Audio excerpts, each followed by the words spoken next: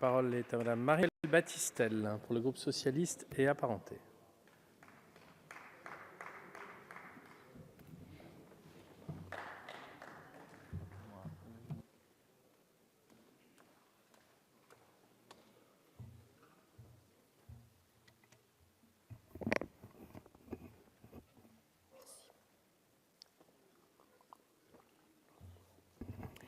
Monsieur le Président, Monsieur le Ministre, Madame la Présidente et Mesdames et Messieurs les rapporteurs de la Commission spéciale, en première lecture, notre collègue Charles de Courson avait souhaité modifier le titre de ce texte et le nommer « Projet de loi portant diverses mesures économiques ».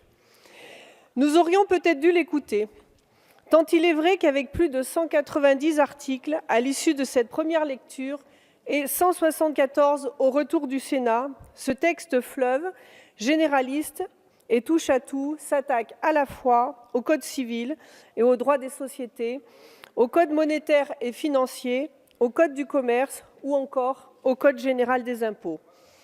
Cela pourrait être anecdotique si votre texte ne s'attaquait pas aussi au bon sens et au patrimoine de l'État. Vous comprendrez naturellement que j'évoque ici la question des privatisations et en particulier les opérations que vous prévoyez s'agissant d'Aéroports de Paris, de la Française des Jeux, que nous considérons comme de mauvais choix stratégiques. Depuis que vous nous avez fait part de vos intentions en la matière, il est très intéressant d'observer le glissement sémantique et l'évolution de votre vocabulaire sur le dossier ADP. Au début, nous avons entendu l'annonce tonitruante d'une nouvelle stratégie de l'État, actionnaire, qui allait se délester d'une partie de son portefeuille pour financer l'innovation de rupture. Comme si les moyens dévolus à ce fonds, qui ne représente finalement que 5% de ce que rapportait l'ISF, nécessitaient de vendre le patrimoine des Français à la puissance privée. Puis nous avons appris mardi matin sur France Inter, par la bouche du porte-parole du gouvernement, qu'il ne s'agirait pas vraiment d'une privatisation, car l'État conserverait en fait 20% du capital.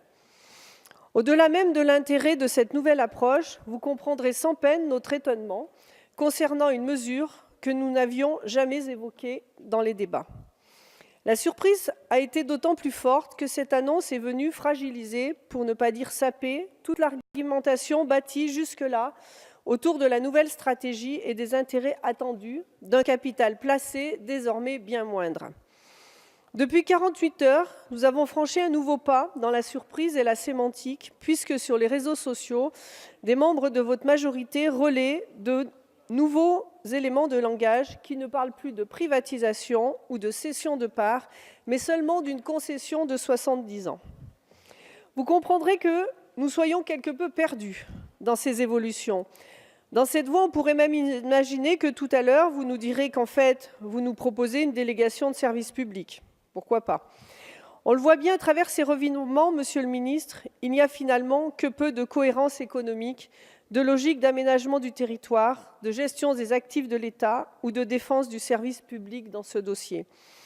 Votre approche, Monsieur le Ministre, est différente de la nôtre. C'est un choix idéologique, d'essence ultralibérale, qui nous semble bien loin du pragmatisme dont vous vous réclamez. Comme l'a rappelé notre présidente Valérie Rabault, bien difficile d'accorder pleinement notre confiance sur la gestion d'un dossier qui ressemble beaucoup à celui qui avait été conduit sous l'ancienne majorité par un certain ministre de l'économie d'alors, qui nous avait promis tant et plus pour la privatisation de l'aéroport de Toulouse. On voit aujourd'hui, avec le recul, la catastrophe qu'a été cette opération, qui n'aura servi qu'à engraisser de curieux actionnaires chinois au détriment d'un fleuron industriel.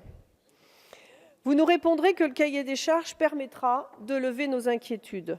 Mais la Cour administrative d'appel de Paris envisage justement de déclarer la nullité de la privatisation de Toulouse pour non-respect du cahier des charges fixé par le ministre Emmanuel Macron en 2015.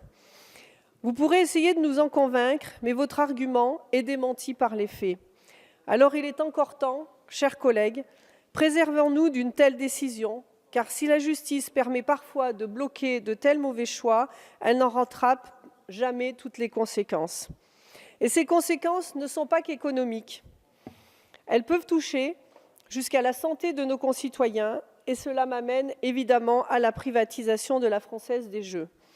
Je n'en dirai qu'un mot rapide, mais comment garantir, chers collègues, qu'un acteur privé lutte demain avec la même force que l'État contre l'addiction et la dépendance aux jeux, alors même que ce sont les jeux addictifs qui revêtent le plus grand intérêt économique. Notre collègue Régis Juanico en développera plus précisément le sujet dans les débats. Alors certes, dans ces diverses, nombreuses et pléthoriques mesures économiques, il y a bien des avancées positives, même si nous les considérons trop fragiles à notre goût.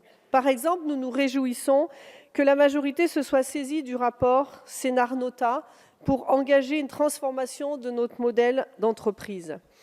À nouveau, et sous l'égide de Dominique Potier, nous porterons des amendements qui viseront à mettre vos engagements en accord avec le contenu de cette loi sur la transparence et l'encadrement des écarts de rémunération, sur la codétermination, sur la définition de la société et la prise en compte de ses externalités ou encore sur la société à mission.